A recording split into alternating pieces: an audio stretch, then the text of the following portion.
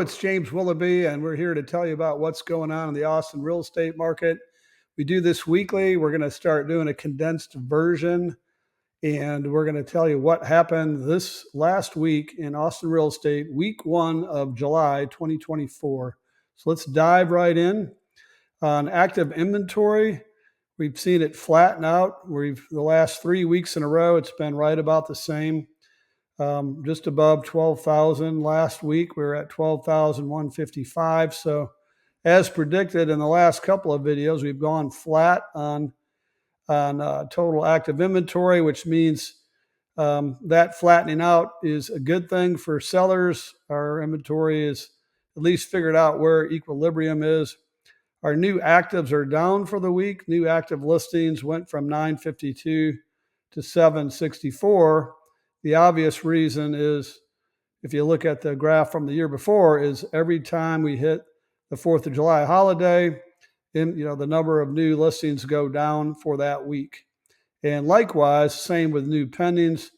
We had a pretty big fall off from 830 down all the way down to 685 new pendings for the week.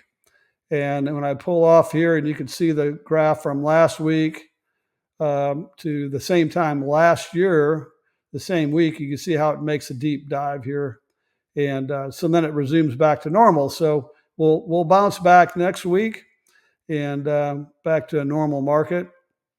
And then the other thing I want to point out, which we talk about this every week, is weeks of inventory or absorption rate. If we sold everything that we had on the market and nothing new came on, and we sold it at the same clip that we sold last week, which was down because of the holiday week, 17.75 weeks of inventory. Now that sounds pretty scary because we were under 15 the week before. If we pull back and look at the graph, you can see that it spikes every 4th of July. So that's because we have fewer sales and we're measuring it against total inventory. So this will come down just like it did last year, and I predict it will come down right around 15 weeks of inventory. And now the one thing to point out when we look at last year's graph, it went down in week 2 of July, and then it went up, started creeping up a little bit, and then when we got into August, you can see where it started to really go up. So my concern for people that are selling is that if we get into August, that we're definitely seeing more competition and fewer sales at the same time, which can directly relate to lower prices. So just want to make sure you're aware of that and stay on top of your game.